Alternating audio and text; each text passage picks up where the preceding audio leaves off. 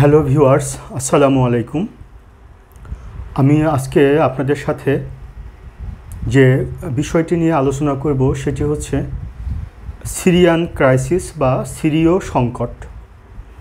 আন্তর্জাতিক রাজনীতিতে এই সিরীয় সংকট অত্যন্ত তাৎপর্যপূর্ণ এবং গুরুত্বপূর্ণ, যে কারণে এই সিরীয় সংকট বা সিরিয়ান ক্রাইসিস থেকে বাংলাদেশ সিভিল সার্ভিস এক্সামে অর্থাৎ প্রিলিমিনারি টেস্টে, রিটেন টেস্টে এবং ভাইবা বোর্ডেও এখান থেকে প্রশ্ন করা হয়েছে এবং প্রশ্ন করার সম্ভাবনা রয়েছে। কাজেই আজকের এই টপিকটি খুবই ইম্পর্ট্যান্ট, বিশেষ করে যারা বিসিএস পরীক্ষার্থী তাদের জন্য। তো আজকে আমি আপনাদের সাথে যে বিষয়টি নিয়ে আলোচনা করব সেটি হচ্ছে সিরীয় সংকট এবং এই সিরীয় সংকট কী, সিরীয় সংকটের উৎপত্তি কেন হয়েছে, সিরীয় সংকটের উৎপত্তিকে কেন্দ্র করে মধ্যপ্রাচ্যের রাজনীতিতে কি পরিবর্তন এসেছে, কিংবা মধ্যপ্রাচ্যের রাজনীতিতে যে পরিবর্তনটি এসেছে এই পরিবর্তনটি ভবিষ্যতে কোন দিকে মধ্যপ্রাচ্যের রাজনীতিকে নিয়ে যাবে সেটি নিয়ে মূলত আজকে আলোচনা করব।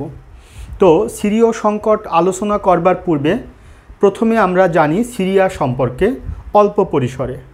সিরিয়া হচ্ছে এশিয়া মহাদেশের মধ্যপ্রাচ্যে অবস্থিত একটি দেশ। একটা সময়ে এই দেশটি ফরাসি উপনিবেশ ছিল, অর্থাৎ ফ্রান্সের কাছ থেকে এই দেশটি স্বাধীনতা লাভ করেছে। এই দেশটির রাজধানী হচ্ছে দামেস্কো, ভাষা আরবি, মুদ্রা সিরীয় পাউন্ড। এই দেশটিতে যে রাজনৈতিক ব্যবস্থা বিদ্যমান সেটি হচ্ছে রাষ্ট্রপতি শাসিত গণতন্ত্র এখানে বিদ্যমান রয়েছে। বর্তমানে বাশার আল আসাদ বর্তমান প্রেসিডেন্ট হিসাবে ক্ষমতায় আছেন 2000 সাল থেকে। বাশার আল আসাদ তিনি ব্যক্তিগত জীবনে শিয়া ধর্মাবলম্বী এবং বাশার আল আসাদ 2000 সালে ক্ষমতায় আসার পূর্বে তার পিতা হাফিজ আল আসাদ সিরিয়াতে ক্ষমতায় ছিলেন প্রেসিডেন্ট হিসাবে। এবং এই বাশার আল আসাদের যে রাজনৈতিক দল, সে দলটির নাম হচ্ছে বাথ পার্টি বা সংক্ষেপে বাথ পার্টি, পুরো নাম হচ্ছে আরব সোশ্যালিস্ট বাথ পার্টি। এই পার্টি বা এই দলটি 1963 সাল থেকে 1963 থেকে সিরিয়াতে ক্ষমতায় আছে এবং অন্যান্য যে রাজনৈতিক দলগুলো কার্যত সেখানে নিষিদ্ধ। এই সিরিয়া হচ্ছে মধ্যপ্রাচ্যে অবস্থিত খুব গুরুত্বপূর্ণ অবস্থানে একটি দেশ, কেননা সিরিয়ার পাশে রয়েছে তুরস্ক, সিরিয়ার পাশে রয়েছে ইরাক, সিরিয়ার পাশে রয়েছে জর্দান, সিরিয়ার পাশে রয়েছে লেবানন, তারপরে সিরিয়ার পাশে রয়েছে যে সাগরটি সেটি হচ্ছে ভূমধ্য সাগর।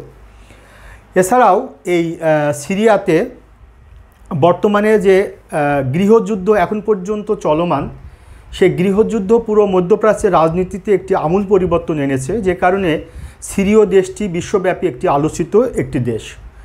তাহলে সিরীয় সংকট জিনিসটা কি? সিরীয় সংকট বুঝতে হলে আপনাদেরকে যেতে হবে জেসমিন বিপ্লব থেকে আরব বসন্ত।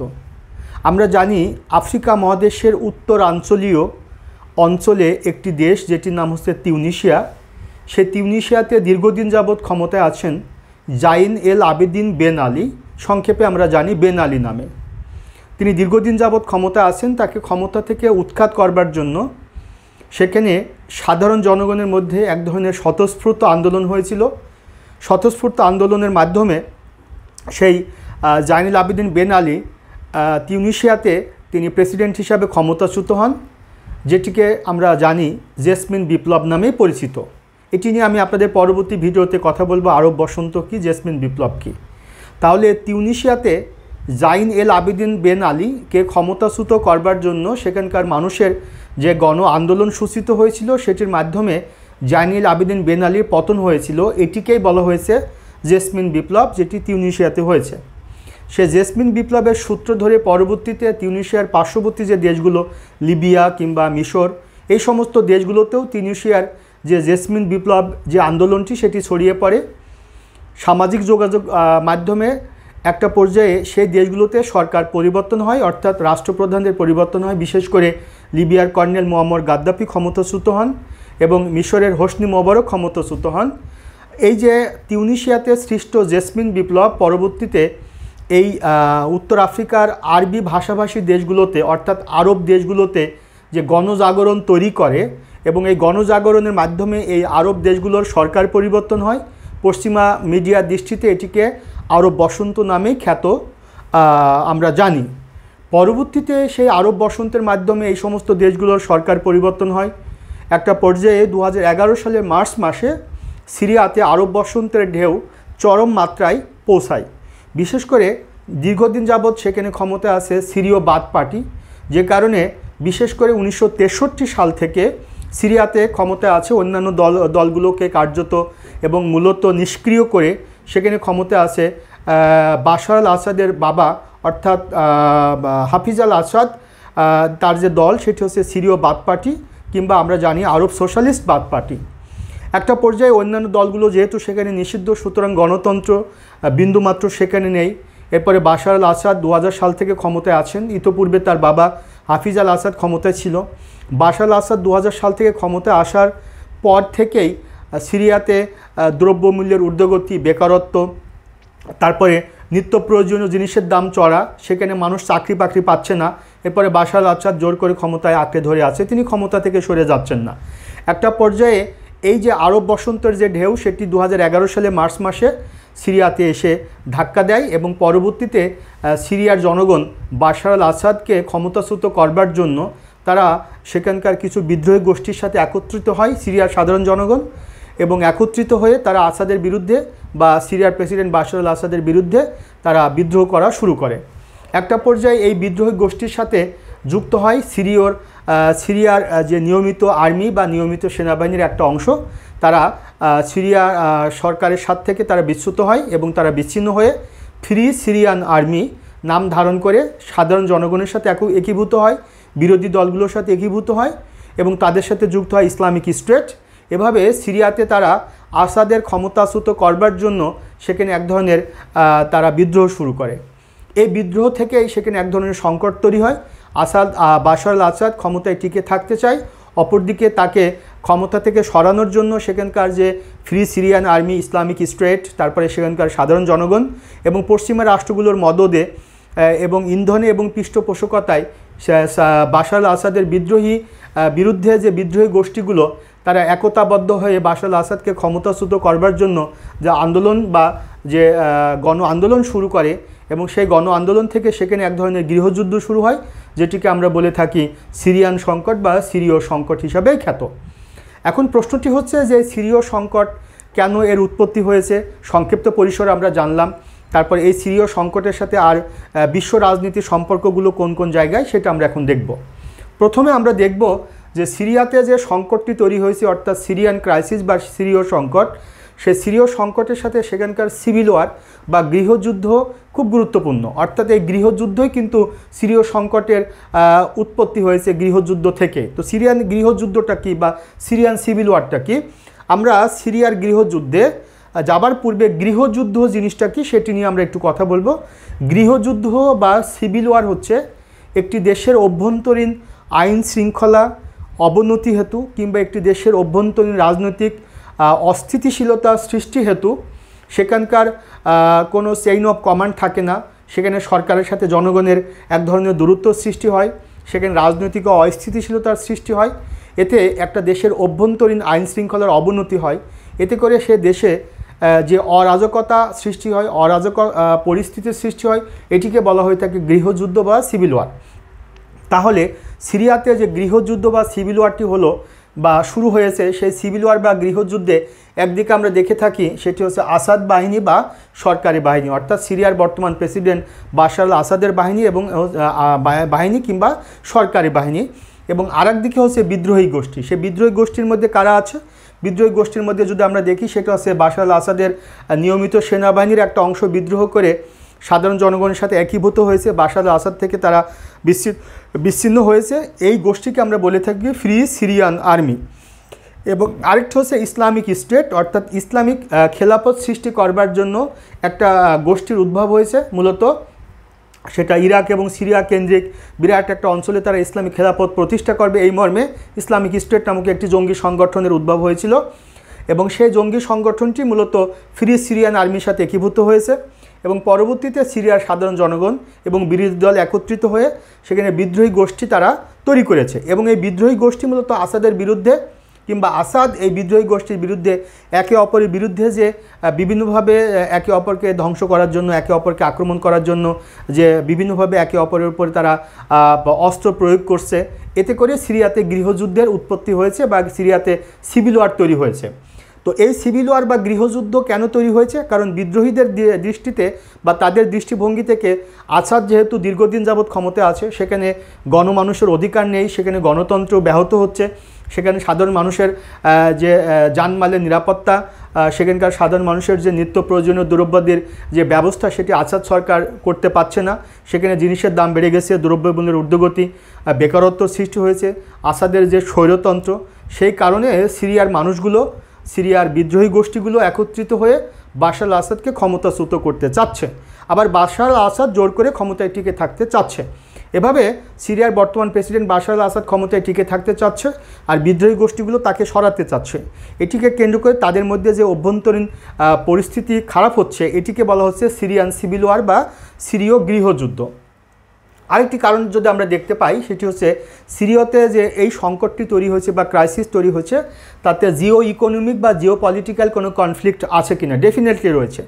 জিও ইকোনমিক বা জিও পলিটিক্যাল যে কনফ্লিক্টটা রয়েছে, তাতে আমরা দেখতে পাচ্ছি যে সিরিয়ার বাশার আল আসাদকে ক্ষমতায় রাখতে চাচ্ছে বিশ্বের কিছু পরাশক্তিধর রাষ্ট্র কিংবা গ্রেট পাওয়ার কিংবা মেজর পাওয়ার। অপরদিকে বাশার আল আসাদকে ক্ষমতাচ্যুত করে সেখানে একটি তাবেদার সরকার প্রতিষ্ঠা করতে চাচ্ছে বিশ্বের কিছু সুপার পাওয়ার বা কিছু গ্রেট পাওয়ার।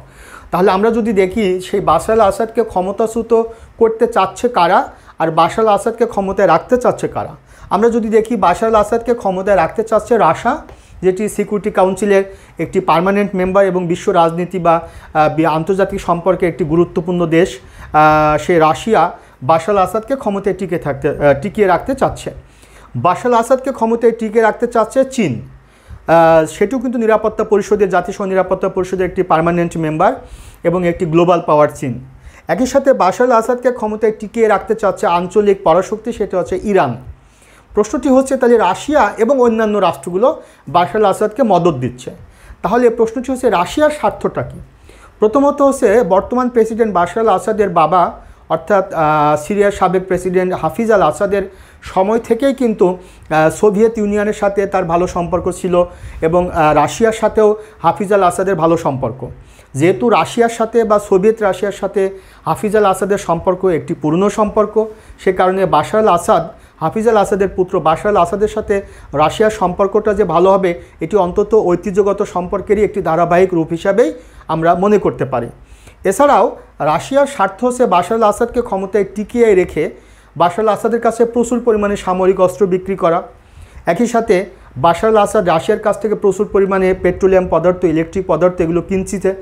তো রাশিয়া সিরিয়ার বাশার আল আসাদকে ক্ষমতায় টিকিয়ে রেখে তার কাছে অস্ত্র বিক্রি করতেছে, আবার বাশার আল আসাদ ক্ষমতায় থেকে রাশিয়ার কাছ থেকে প্রচুর পরিমাণে পেট্রোলিয়াম পদার্থ কিনতেছে, ইলেকট্রিক পদার্থ কিনতেছে, যে কারণে রাশিয়ার একটি বড় স্বার্থ রয়েছে অস্ত্র বাণিজ্য প্লাস বাণিজ্যিক কারণে।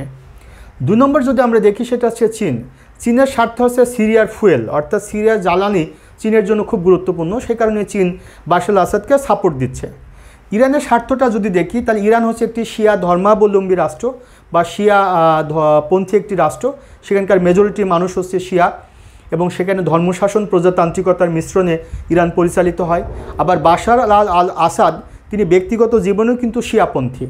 সুতরাং ইরানের সাথে বাশার আল আসাদের যে সম্পর্ক, এটি মধ্যপ্রাচ্যে ভূ রাজনৈতিক সম্পর্ক ছাড়াও যেহেতু ইরান এবং বাশার আল আসাদ সেম রিলিজিয়ন বিলং করে, দ্যাট ইজ ওয়াই বাশার আল আসাদের সাথে ইরানের একটি সম্পর্ক ভালো হবে, এটি খুব স্বাভাবিক কথা।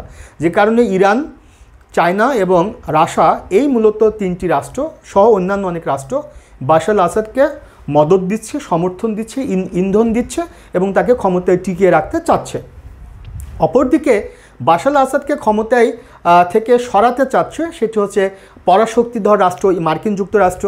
এবং তার ইউরোপিয়ান যে মিত্র রাষ্ট্রগুলো রয়েছে, বিশেষ করে জার্মানি, তারপর ইউকে, ফ্রান্স, ইটালি সহ পশ্চিমা তার যে মিত্র রাষ্ট্রগুলো আছে, তারা বাশার আল আসাদকে ক্ষমতাচ্যুত করতে চাচ্ছে। একই সাথে টার্কিও কিন্তু বাশার আল আসাদকে ক্ষমতাচ্যুত করতে চাচ্ছে, কিংবা বাশার আল আসাদের এগেনিস্টে টার্কি অবস্থান গ্রহণ করছে, এবং সেই সাথে ইসরায়েল তো রয়েছে। তো প্রশ্ন হচ্ছে যে মার্কিন যুক্তরাষ্ট্র সহ পশ্চিমা রাষ্ট্রগুলো কেন আসাদের এগেনিস্টে যাচ্ছে। আমরা যদি দেখি বাশার আল আসাদের সাথে আমেরিকার যে সম্পর্কটি, এটা বেশ কিছু কারণে আমেরিকার সাথে বাশার আল আসাদের সম্পর্কটা খারাপ। বিশেষ করে 2003 সালে আমেরিকা এবং ব্রিটেন একত্রিত হয়ে অপারেশন ইরাকি ফ্রিডমের মাধ্যমে 2003 সালের 20 মার্চ যখন আমেরিকা এবং ব্রিটেন ইরাক অ্যাটাক করে সাদ্দামকে উৎখাত করবার জন্য, সেই সময় কিন্তু বাশার আল আসাদ চরমভাবে নিন্দা জানায়। যদিও ইরাকের সাথে বাশার আল আসাদের সম্পর্ক কিন্তু খুব বেশি ভালো না, কেননা ইরাক কিন্তু সুন্নিপন্থী, বাশার আল আসাদ কিন্তু সে শিয়াপন্থী। তারপরেও কিন্তু ইরাক ইস্যুতে বাশার আল আসাদ অনেকটা আমেরিকার এবং ব্রিটেনের বিরুদ্ধচারণ করেছিল, যে কারণে বাশার আল আসাদের সাথে কিন্তু আমেরিকার সম্পর্কটা খারাপ। 2 নম্বর যদি আমরা দেখি, 1967 সালে আরব ইসরায়েল তৃতীয় যুদ্ধে সিরিয়ার কাছ থেকে ইসরায়েল গোলান মালভূমি দখল করে নিয়েছিল। সে কারণে কিন্তু সিরিয়ার সাথে ইসরায়েলের যুদ্ধ হয়েছে। আর ইসরায়েলের সাথে আমেরিকার যে সম্পর্কটি, সেই সম্পর্কটা কিন্তু একেবারে ঐতিহ্যগত কারণে ভালো, যে কারণে বাশার আল আসাদের সাথে আমেরিকার সম্পর্কটি খারাপ হবে বেশ কিছু কারণে। তার মধ্যে ইসরায়েল একটা ইস্যু, তার মধ্যে ইরাক আক্রমণ করেছিল একটা ইস্যু। আরেকটি ব্যাপার হচ্ছে ইসরায়েলের সাথে আবার কনফ্লিক্ট রয়েছে প্যালেস্টাইনিদের, বিশেষ করে প্যালেস্টাইন লিবারেশন অর্গানাইজেশন PLOর সাথে কিন্তু বাশার আল আসাদের সম্পর্কটি ভালো, যে কারণে আসাদের সাথে আবার ইসরায়েলের সম্পর্ক খারাপ। আর ইসরায়েলের সাথে যার সম্পর্ক খারাপ, আমেরিকা সহ পশ্চিমা রাষ্ট্রগুলোর সম্পর্ক যে ভালো হবে না, এটা খুব সহজে অনুমেয়। অর্থাৎ ইন্টারন্যাশনাল পলিটিক্স আমাদেরকে সেটা ইন্ডিকেট করে এ পর্যন্ত, যে কারণে আমেরিকার সাথে বাশার আল আসাদের সম্পর্কটা খারাপ। তাছাড়া রাশিয়ার সাথে আমেরিকার বর্তমানে গ্লোবাল পলিটিক্সের পার্সপেক্টিভে রাশিয়া এবং আমেরিকা একেবারে global competitor. Once upon a time during cold war Russia এবং সোভিয়েত রাশিয়া এবং আমেরিকা একে অপরের আইডিওলজিক্যাল কনফ্লিক্ট তাদের মধ্যে চলেছিল, যে কারণে রাশিয়া যেহেতু আসাদকে সাপোর্ট দিচ্ছে, আমেরিকা আসাদকে ক্ষমতা থেকে চ্যুত করতে চাবে, এটা খুবই স্বাভাবিক কথা। তাছাড়া আমেরিকার আরেকটি স্বার্থ হচ্ছে আসাদকে যদি ক্ষমতাচ্যুত করতে পারে, তাহলে আসাদের পরিবর্তে যে তাবেদার সরকার সেখানে আমেরিকা প্রতিষ্ঠা করবে, সেই তাবেদার সরকার বা পুতুল সরকারকে আমেরিকা খুব সহজে বুঝাবে যে তুমি যদি সারভাইভ করতে চাও, তাহলে কিন্তু আমেরিকার কাছ থেকে মিলিটারি উইপন্স তোমাকে কিনতে হবে। আমেরিকার অর্থনৈতিক অনেকাংশে ডিপেন্ডেন্ট ওয়ার ইন্ডাস্ট্রির উপরে। দ্যাট ইজ ওয়াই আমেরিকা যদি তাবেদার সরকার প্রতিষ্ঠা করতে পারে আসাদের পরিবর্তে, তাহলে সেই তাবেদার সরকার সারভাইভ করার জন্য, সাস্টেইন করার জন্য আমেরিকার সাথে সম্পর্ক স্থাপন করবে, পশ্চিমা রাষ্ট্রগুলোর সাথে সম্পর্ক স্থাপন করবে। পশ্চিমা রাষ্ট্রগুলো সেই সিরিয়াতে পুনর্গঠনের নামে, রিকনস্ট্রাকশনের নামে পশ্চিমা যে বড় বড় প্রতিষ্ঠানগুলো আছে সেখানে তারা কাজ করার সুযোগ পাবে।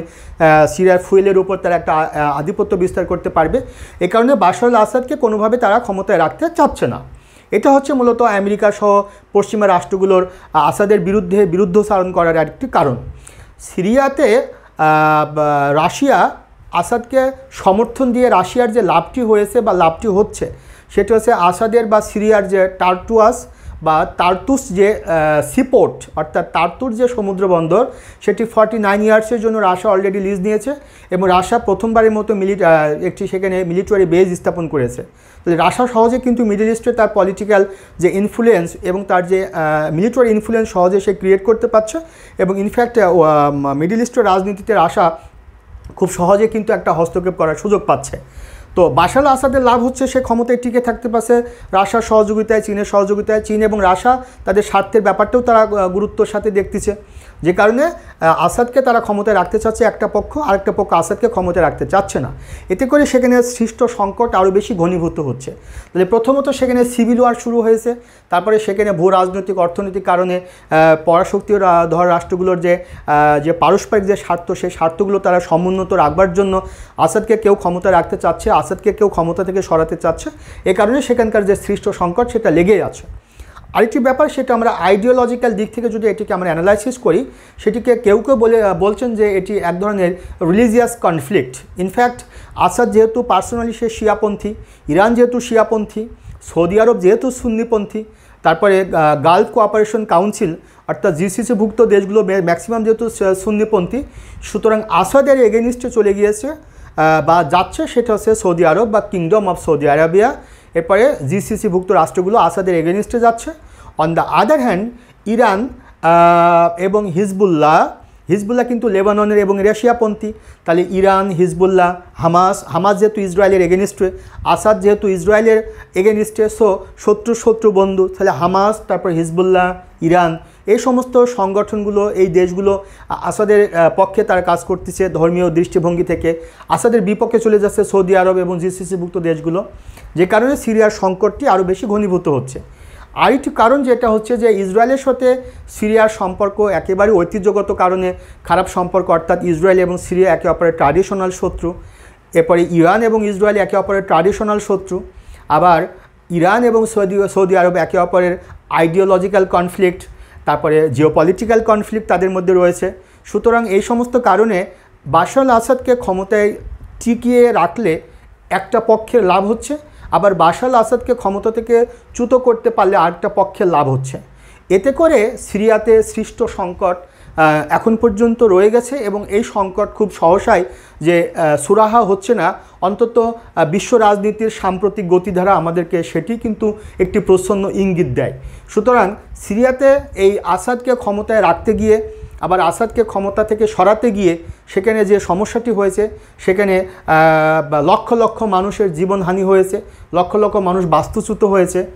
তারপরে সেখানকার যে গুরুত্বপূর্ণ শহরগুলো যেমন আলেপ্পো, পালমিরা, রাকা, হোমস, এই সমস্ত শহরগুলো ধ্বংসস্তূপে পরিণত হয়েছে।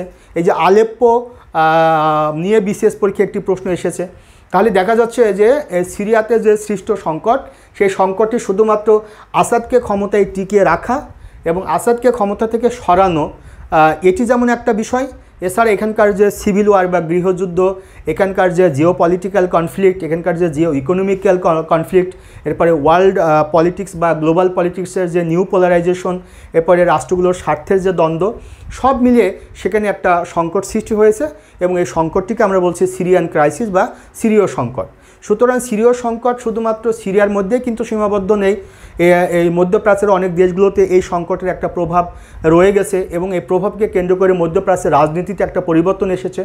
কাজেই সিরীয় সংকটটা শুধুমাত্র মধ্যপ্রাচ্য সংকটের একটি অংশ না, এটি একটা গ্লোবাল ক্রাইসিস এবং ইনফ্যাক্ট এটি আলটিমেটলি একটা ইন্টারন্যাশনাল ক্রাইসিস, যে কারণে বিসিএস পরীক্ষার ইন্টারন্যাশনাল অ্যাফেয়ার্সের প্রিলিমিনারি টেস্টে এখান থেকে প্রশ্ন আসবে এবং রিটেন টেস্টে প্রশ্ন অলরেডি এসেছেও এখান থেকে। ইভেন বিশেষ ভাইবা বোর্ড যারা ফেস করবেন তাদেরকে কিন্তু সিরিয়ান ক্রাইসিস সম্পর্কে আপনাদের প্রশ্ন করতে পারে। কাজেই আজকের এই আলোচনায় যারা আপনারা অংশগ্রহণ করেছেন বা যারা শুনেছেন এবং যারা শুনবেন, আশা করি এখান থেকে আপনারা অন্তত বাংলাদেশ সিভিল সার্ভিস পরীক্ষার জন্য প্রস্তুতি নিতে গিয়ে আপনাদের বেশ সহায়ক হবে আজকের আলোচনাটি বলে আমি মনে করি। আপনাদের জন্য শুভকামনা থাকবে। আমি আজকে সিরিয়ান ক্রাইসিসের যে মূল বিষয়গুলো খুব অতি সংক্ষেপে আপনাদের সাথে তুলে ধরেছি, আপনাদের সামনে উপস্থাপন করেছি। এটি নিয়ে আসলে বিশদ কথা আছে, অনেক কথা আছে, কিন্তু স্বল্প সময়ের মধ্যে আপনাদেরকে আমি জাস্ট ইম্পর্টেন্ট মেসেজগুলো কনভে করেছি। সো আজকে এই পর্যন্ত রাখবো। ভালো থাকবেন সবাই। আপনাদের সাথে আবার দেখা হবে পরবর্তী কোনো ভিডিও নিয়ে। সে পর্যন্ত সবার জন্য শুভকামনা থাকবে। ভালো থাকবেন সবাই। আসসালামু আলাইকুম।